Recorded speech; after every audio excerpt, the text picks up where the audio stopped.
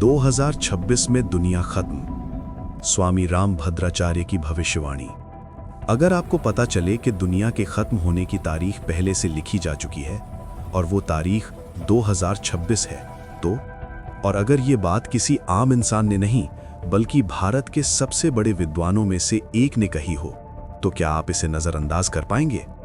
हर युग में, हर सभ्यता में एक सवाल बार बार पूछा गया, क्या दुनिया खत्म होगी?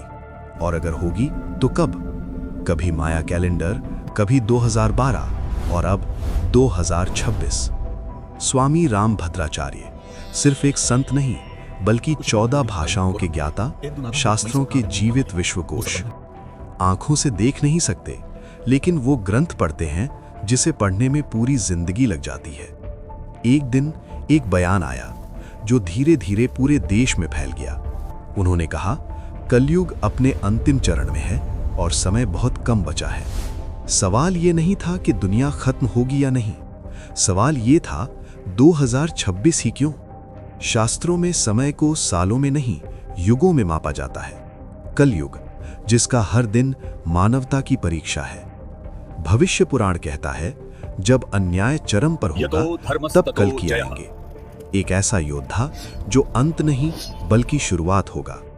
शायद हम शब्दों को गलत समझ रहे हैं। शास्त्र जिस अंत की बात करते हैं वो पृथ्वी का विनाश नहीं बल्कि एक युग का अंत है।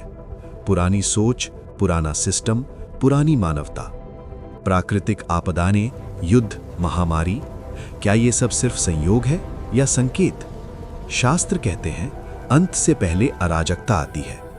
कुछ लोग इसे डर कहते हैं, कुछ इसे अंधविश्वास, लेकिन शास्त्र कभी तारीख नहीं देते, वो दिशा दिखाते हैं।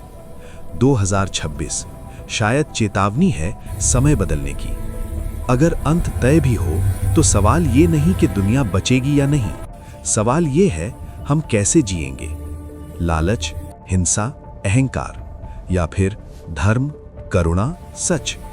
2026 में दुनिया खत्म होगी या नहीं ये भविष्य तय करेगा, लेकिन अगर इंसान नहीं बदला तो दुनिया हर दिन खत्म होती रहेगी।